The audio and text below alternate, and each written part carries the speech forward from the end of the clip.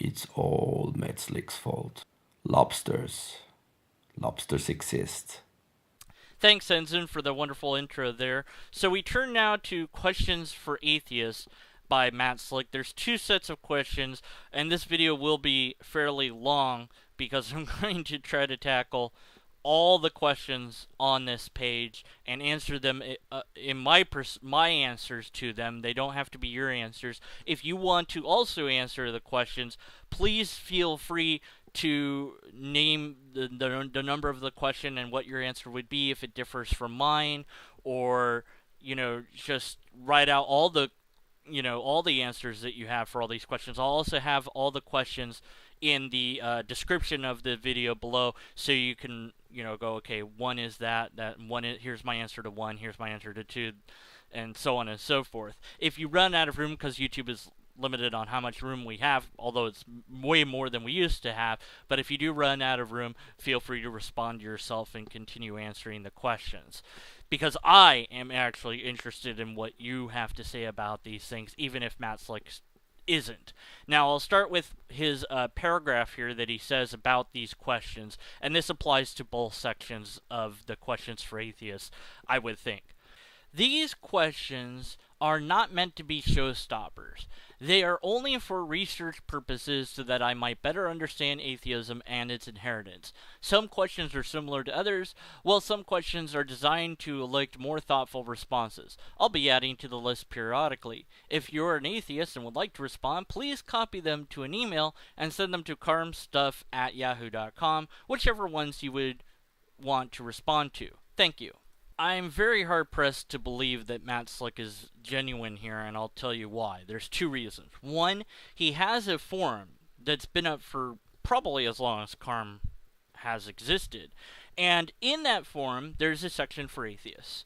So he's already has a go-to place where he could simply read what atheists have said in response to what theists have said. He could directly interact with them, and if he wanted to be anonymous, he could make a different account, and nobody would know that it was the operator of the website, so they could feel free to speak freely.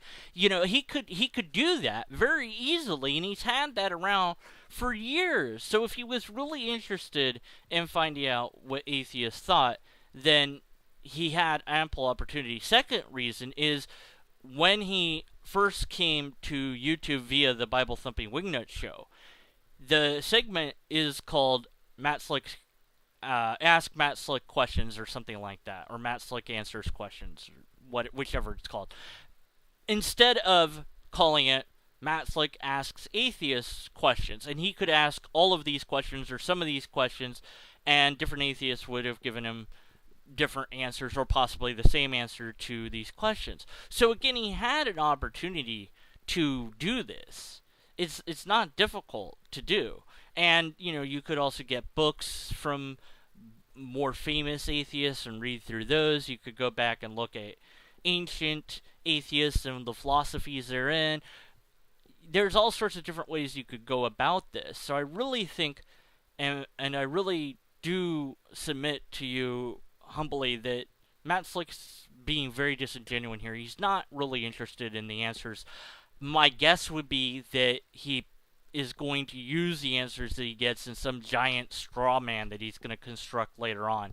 But I don't know. I think that this is just to show, oh yeah, I'm really interested in the other side. And meanwhile, it's just going to this email that auto-responds, thank you for emailing your answers, and he's never really going to do anything with it.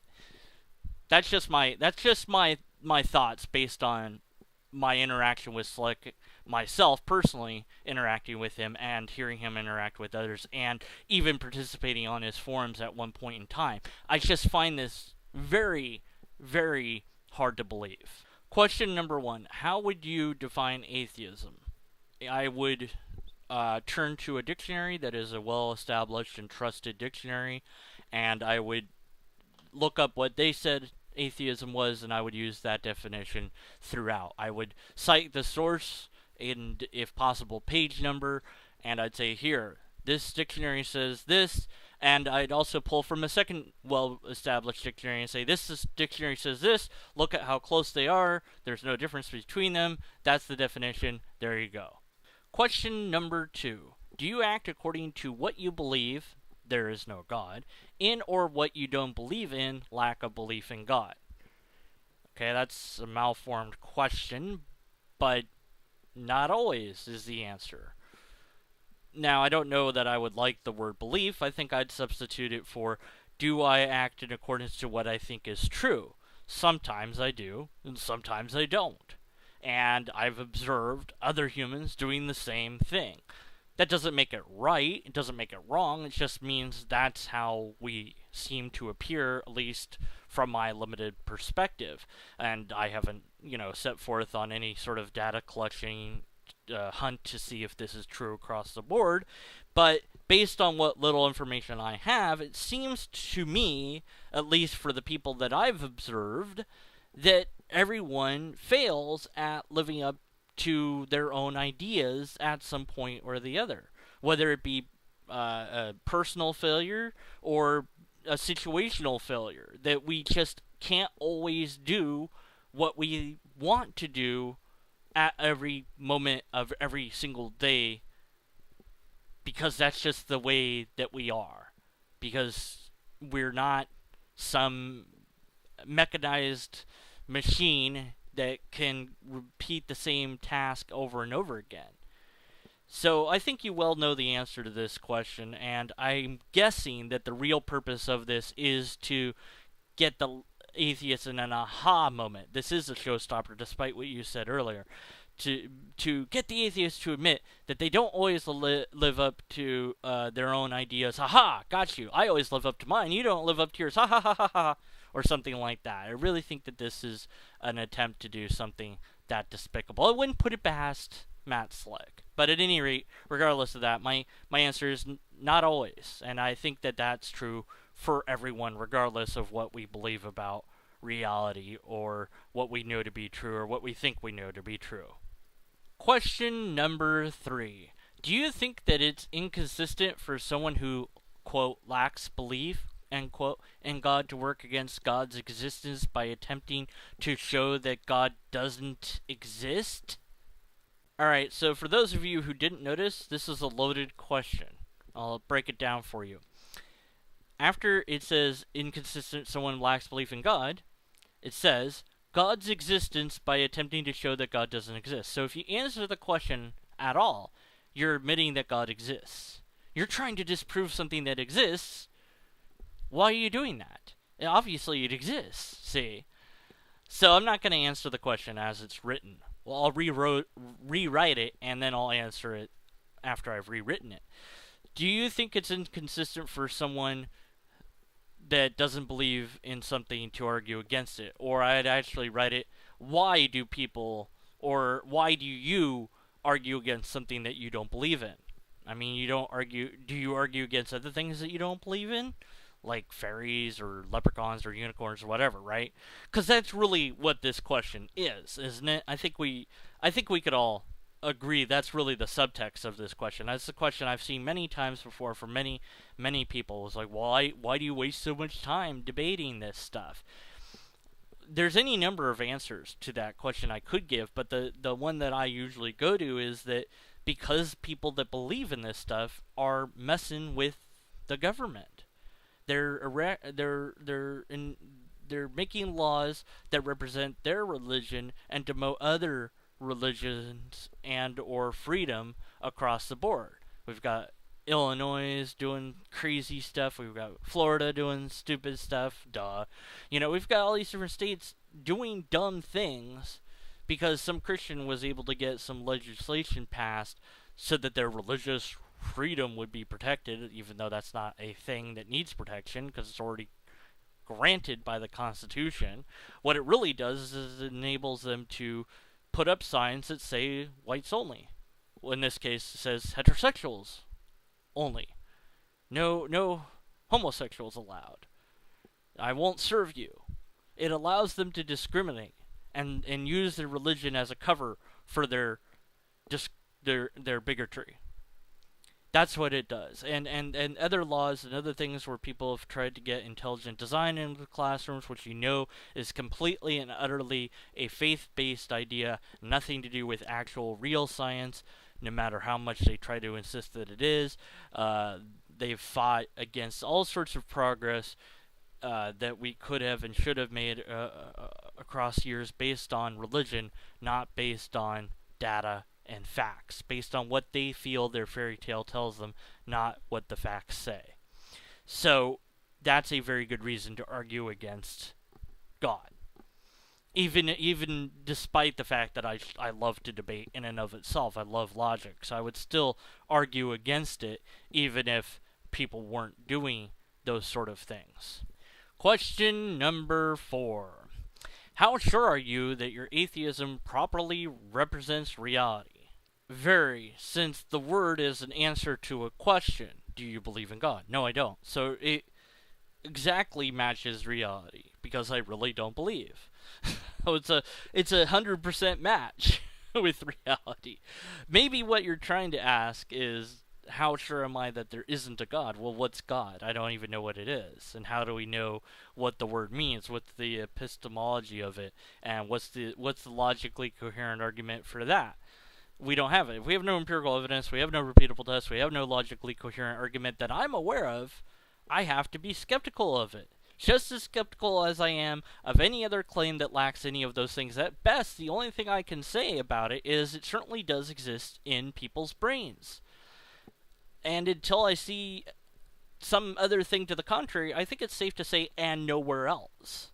I think that that's a safe statement to assume, or to say, and not have to add on, as far as I know, or I'm waiting for the evidence to show me I'm wrong. Just like one could say there are no leprechauns, and not have to tack on to that statement until somebody proves otherwise. I think that it's established that the position of doubt is, as some have put it, the default position, or it should at least be the starting position, to doubt, and then to lose that doubt the more evidence that you gain for X, Y, or Z being true, and or repeatable tests, and or logically coherent argument. One of those things is required for you to decrease your doubt about whatever it is. Or at least the thing has to be common with how you've seen the world to operate thus far. That if I drop something, it's going to fall down. So if I say, if I drop this, it's going to fly up, and I've never seen anything do that before, I might doubt it, but then when you let it go and it does, I'm like, oh, how did that work? It's called helium. It's a balloon, and I put it in there, and it rises above oxygen, and here's how that works. Yada yada. Here's all the tests to confirm it, and so on and so forth. So now my doubt is removed because I didn't understand it before, but now I do understand it. Question number 5. How sure are you that your atheism is correct? What, did you steal these from Site 10 Burgergate, Matt Slick? Again, this is malformed. The same answer I already gave you is the answer here. As sure as I am about anything else, because it is my statement regarding the statement that the positive claim is made, that leprechauns exist. And I say, no, they don't. And then they say, oh, yes, they do. And I say, show me. Oh, well, they're invisible leprechauns. Really? How do you know about that? It's written in this book. How do you know that book is true? Because it said that there's invisible leprechauns. That's how I know it's true. Well, that's not a logically coherent argument. Of course I'm not going to believe that. So do you have a test? No, they don't want to be tested on. They're very clever fellows, these invisible leprechauns. What's a leprechaun? Well, they're green men that are very small that guard gold. How do you know that? I thought you said they were invisible. Well, they're invisible, but they told us that they were green. When did they tell us? Years ago. Who did they tell it to? Oh, these people that lived in a desert. Really? You believe them? Yeah, sure. Why would they lie? They all died for their beliefs. None of that works. But, that's what we get for answers to the questions that we skeptics ask regarding this idea. Of course you shouldn't believe in it unless you have empirical evidence, a repeatable test, or a logically coherent argument for it. At the best, all I can say about it is it definitely exists inside your brain, and now that you've described it, it kind of exists in my brain, but I don't believe it exists anywhere else until you can demonstrate that that's the case. And you aren't. So do that, and then I'll think that it's real, along with anything else in reality that I think is real. But everything else in reality has one of those three things going for it: empirical evidence, a repeatable test, and or a logically coherent argument. And for whatever reason, your invisible leprechaun, or in this case God, doesn't. Question number 6. How would you define what truth is? I would use the same two dictionaries that I used earlier to define atheism and just cite those dictionaries for what the word definition is. Question number 7. Why do you believe your atheism is a justifiable position to hold? Stop stealing stuff from Side 10 Bergengate! For the same reason that I think that logic is justifiable, or that science is demonstrably demonstratable, or that reality is real. It all comes back to how I, as an individual, decide what is the best way to find out what is real and what I should be skeptical about. So, faith, you can believe anything, and you can be wrong. And so how do you find out if you're right? Well, if you listen to the different theists, you'll get different answers to that question. So obviously theology is not a system that you can rely upon. Okay, what about the evidence? Where's the evidence for this idea? There isn't any. What about archaeological evidence? Nothing. What about historical evidence? Counter reasons to believe in what little historical evidence we have. The only things we have are these writings that appear far later down the timeline than these events that supposedly occurred, and they have very similarities to other writings of the same time from a culture that was very steeped in supernatural beliefs. So why should I give it any more credit than I do any other belief that arose during that same time? The answer is I shouldn't.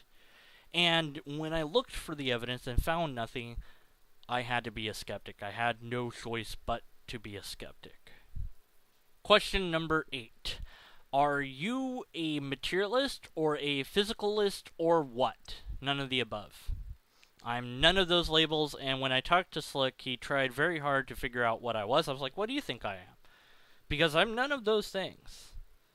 I don't adhere to materialism or naturalism or physicalism or scientism or any of the other isms, because I have yet to find, and I do not know of, a logically coherent argument in syllogistic format for any of those positions. Now, if you know of one, give it to me so I can analyze it and conclude based on that analysis whether I should or shouldn't be skeptical about the idea. But until I have that, I've got nothing to go on. So I don't make the statement that all there is what we can test and observe. But that does leave room for that third choice. When I say empirical evidence and or repeatable test, really I'm referring to the scientific method. If I ended there, you could say I adhere to scientism, I suppose. But I don't. I also add on to that logically coherent argument, because I'm open to exploring the possibility that there would be such an argument for something beyond, quote-unquote, what we know to be true. I've never seen it. Doesn't mean it's not out there. And until I find it, or until somebody presents it to me, I'm going to be skeptical, as I should be, because that's what logic dictates that I do. I trust and rely on the system that we've established. If it changes, then we change and adapt to it. But that's another bonus to being a skeptic that I didn't have and couldn't have as a Christian or other theist, is I can change with regard to how we understand reality, whereas theists have to stick with what has been the status quo, although they will eventually change and pretend like it always was that way. So, yeah, I'm none of those things, and I think that this question really exposes the black and white thinking. Humans don't always fall into nice, neat little categories. Question number 9. Do you affirm or deny that atheism is a worldview? That's a loaded question. Why or why not? See, already you're setting it up to win. See, if you deny that atheism is a worldview, you just denied that it was true. See, so I can't answer the question the way you phrase it here. Atheism isn't a worldview until you demonstrate that it is. Show me a single dictionary that's a credited, trusted dictionary that says it is, and then you've at least got something. But you don't have that. We know that you don't have that. So stop it with this. It's nonsense. Question number 10. Not all atheists are antagonistic to Christianity, but for those of you who are, why the antagonism? Because you do crazy stuff and promote crazy stuff? I guess. I mean, I wouldn't have a problem with it if Christians didn't let their kids die because they didn't take them to the doctor. Even though Slick is against that, not all Christians are. So I'm against the Christians that are. I have problems with people denying women the right to have an abortion. It doesn't matter if you agree with it or not. Having the right to choose decreases problems in the area where that's a civil liberty. If you want to prevent people from having kids, then encourage contraceptives and teach sexual education in schools, something which many Christians are against. So, and especially the Catholics regarding the contraceptives. And so abstinence only doesn't work, so we know that it doesn't work because the data shows us that it doesn't work. So teach sexual education at a very young age, and you'll decrease the birth rate. And also work on reform of the adoption centers. We need some better ways to handle these kids. There's so many kids in these systems already, and don't disallow people to adopt based on their sexual orientation or gender or assigned gender or how many people are wanting to adopt. Instead, base it upon other things. Like, can you provide a stable environment for this child? Yes or no? Yes. Okay, let's see proof of that. There you go. Because, are you a loving, caring person? Maybe be evaluated by a psychologist and a psychiatrist for that. But we don't have that. So, and it's Christians and it's other theists who drag down and keep back from more freedoms and more liberties. They don't often promote equality across the board. So it's those things that I'm against, and it's the fact that you hide behind your religion to justify these things that makes me have to attack the religion as a whole. Well, some bad apples spoil the bunch, yeah. The same thing with the Muslim faith. All of it's bad. I don't care that there's good Muslims. So what? The whole thing's bad because it leads to stupid stuff. And it lets people do crazy things. So let's get rid of it then. It's not helpful. The little good that it does not outweigh the bad that it can cause and has caused. So that's why I'm so against it. Oh, boo-hoo. Question number 11. If you were at one time a believer in the Christian God, what caused you to deny his existence? Loaded question. Can't answer it the way you wrote it. You should know better. Because you're essentially, if you answer this question as written, you agree to the fact that this thing exists, and then you're denying the existence. So, when did you last stop beating your wife? I mean, come on, you can't answer it. What made me? Here's a rephrasing of it. What made you leave the Christian faith? Evidence. There you go. Already said that earlier, but again, the evidence wasn't there to support it, so I stopped believing in it. Question number 12. Would the world be better off without religion? Probably. Yeah. I think that we'll have different tribal sort of gatherings, at least until if we ever evolve out of that, then we wouldn't. But I don't foresee a society in which we could get rid of some sort of tribalistic gathering. I don't feel any need for it, but other people do. So we'll always have something like religion, but hopefully not the sort of religions that we have today. The sort of religions that we have today, we could do without, and I think the world would be better without them. Question number 13. Do you believe the world would be better off without Christianity? See answer to number 12. Same thing. Question number 14. Do you believe that faith in God or gods is a mental disorder? No, I don't.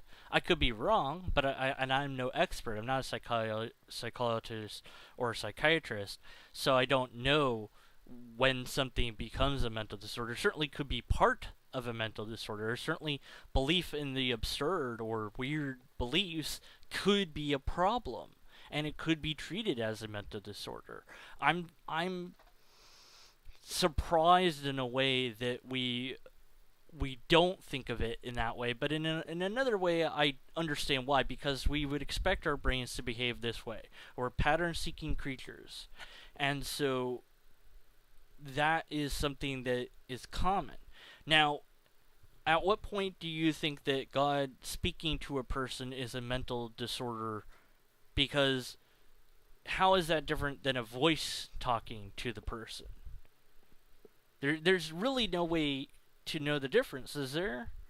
I mean, I don't know that there is. So I'm saying there would be some line that has to be drawn somewhere, and it's not up to me to draw that line. It's up to the psychologists and psychiatrists to do that. Question number 15. Must God be known via the scientific method? Well, I don't know. Why not?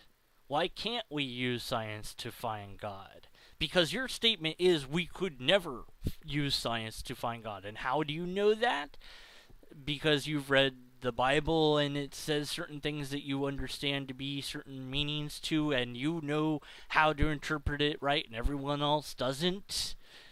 Nothing but circular arguments there, right? So what else do we got? If we don't have the scientific method, what else do you got? Logical method? No, you don't have that. Mathematical method? I don't even know if that would apply. So what else you got? You got a different method for knowing it? Yeah, it's just you know it from yourself, right? That doesn't work because I don't know that it's true from my own inner thoughts and feelings. That doesn't establish that something is true. That's not how it works. I know that's how you want it to work, but that's not how it works.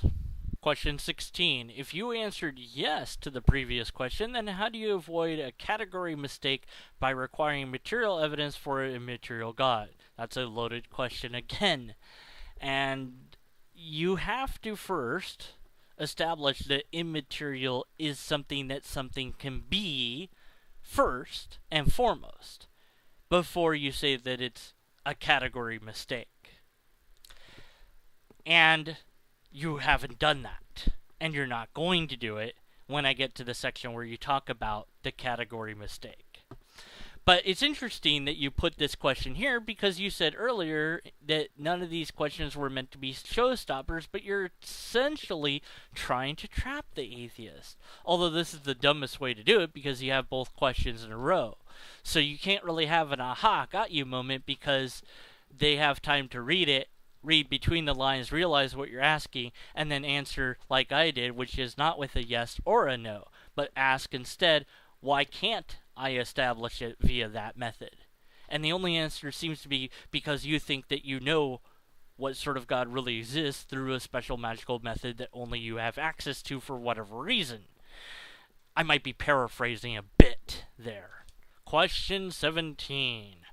Do we have any purpose as human beings? Yes, we do. Thanks for asking. Oh, you want a little bit more than that? Yes, biologically speaking, our purpose is to procreate. Thanks for asking. Oh, you want a different purpose? What kind of purpose? Well, if you're meaning what I think you're meaning, objective purpose, no. Not as far as I am aware of. Subjective, yeah, whatever purpose you want, and that can change throughout the day as you see fit. It's sickening to me to think that our ultimate purpose is to be in a relationship with a thing that is so well hidden that it might as well not exist. That it was so egotistical and so self-centered that it made us in order for us to love it. That's sickening.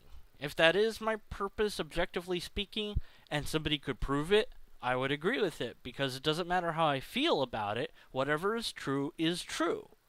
But nobody has been able to prove that that's true.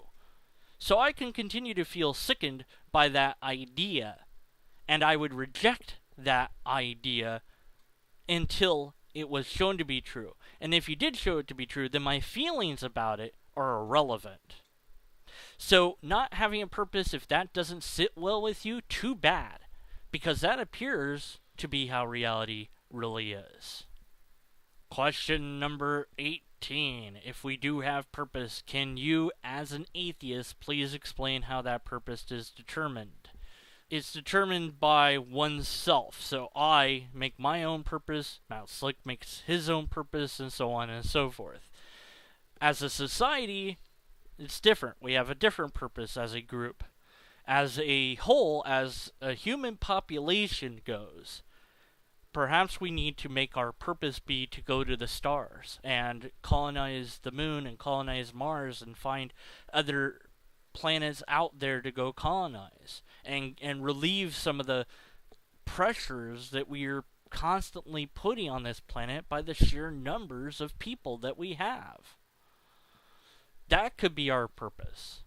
We get to decide that, and if that doesn't sit well with you, too bad.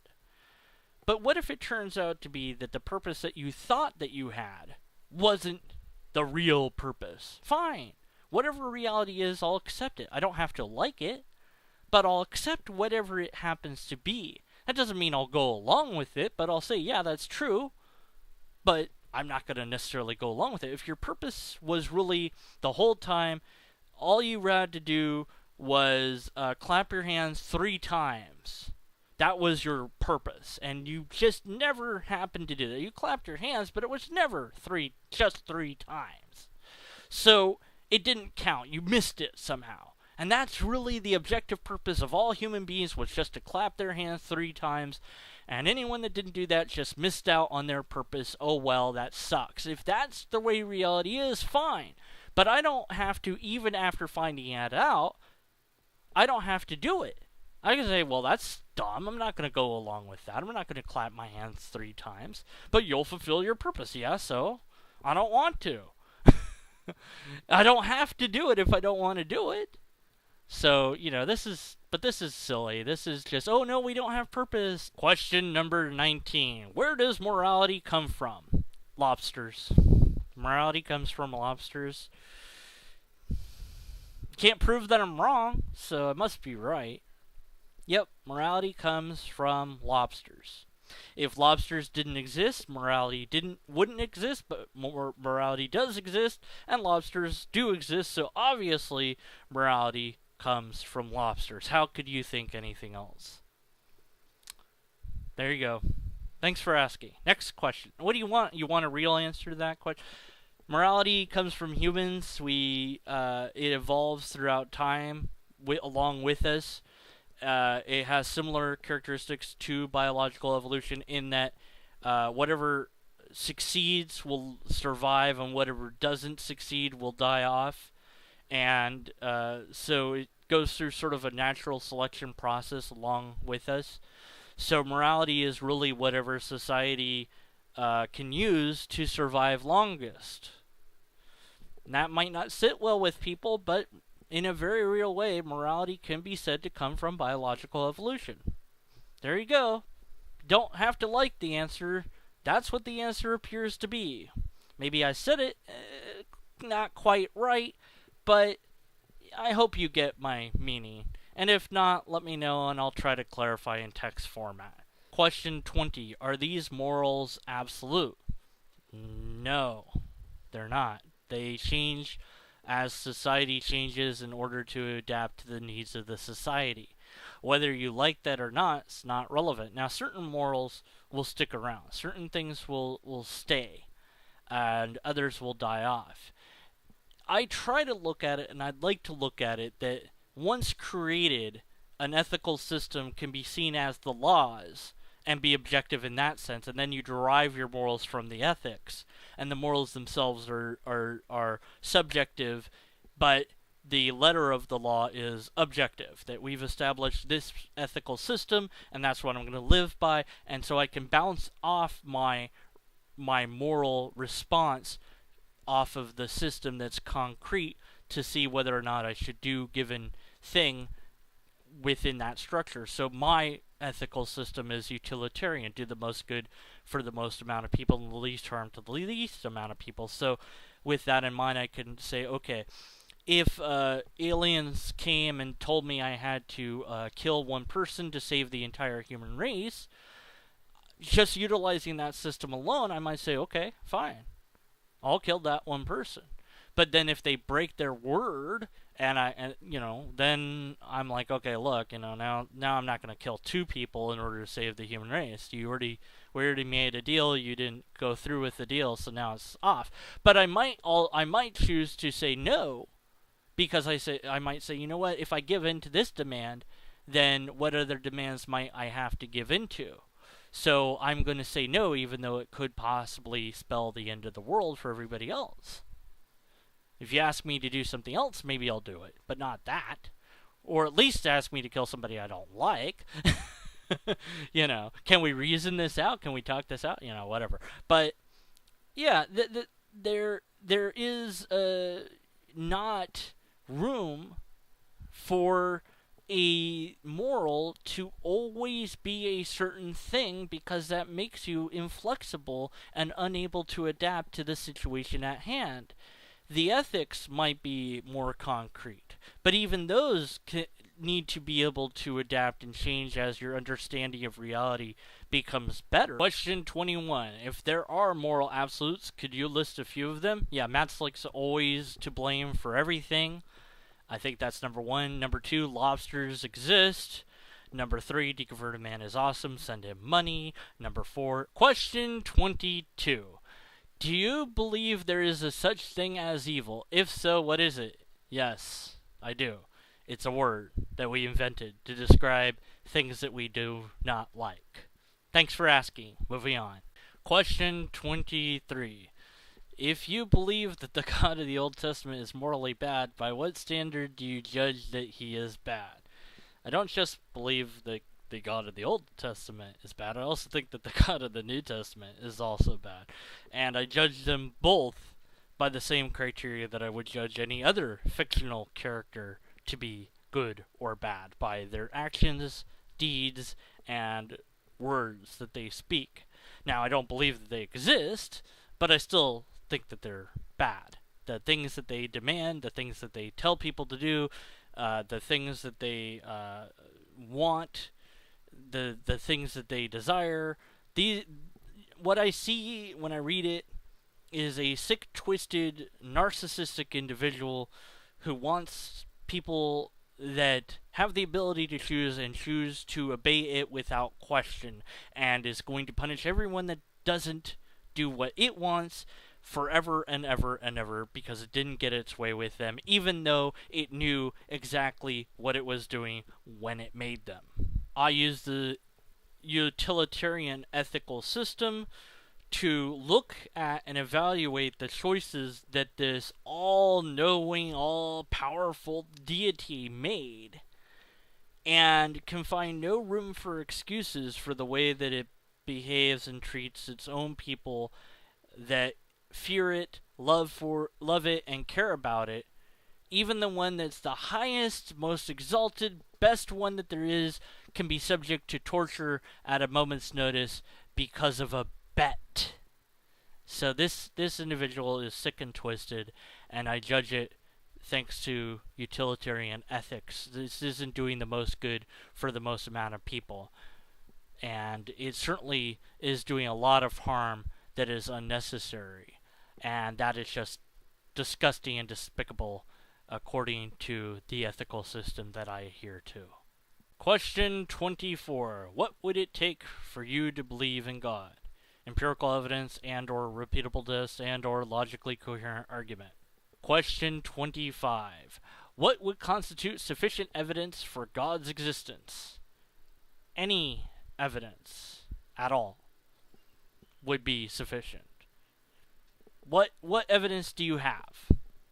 Nothing. You don't have any real evidence. You have stories that are copies of copies. You have hearsay. You have eyewitnesses. Maybe you have nothing to support most of these things that people existed, and you have a culture and a time where people are extraordinarily superstitious that this thing grew up in.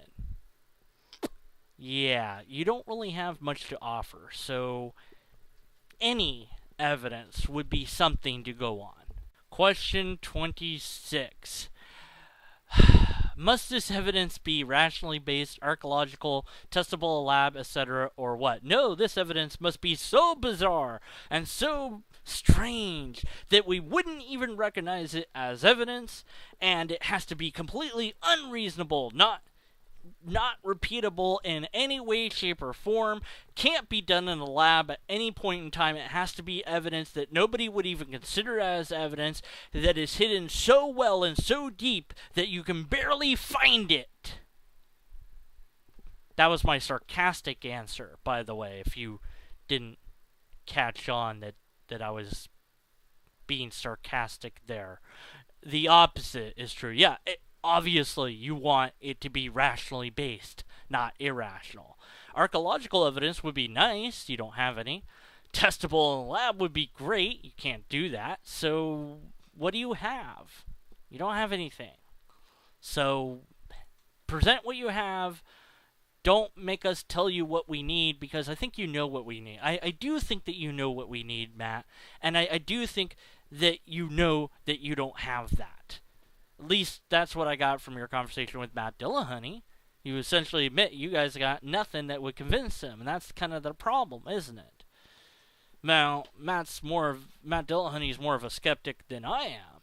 I at least would go along with, if you could have God do a miracle, that would be awesome. So just have God levitate my stuffed cat off of the bed when I can see that my stuffed cat is being levitated off the bed, immediately after I ask you to have God levitate my stuffed cat off the bed. Then that would be something to go on. But for whatever reason, it won't do that, because God doesn't want to be tested.